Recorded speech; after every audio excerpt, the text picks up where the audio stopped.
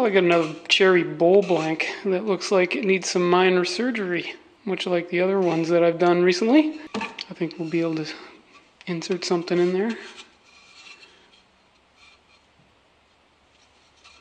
Wait a second.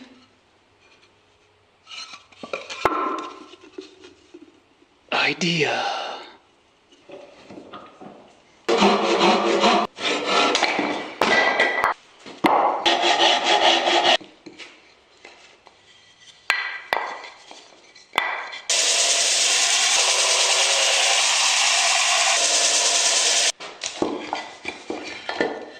Okay, so these are two different woods, obviously.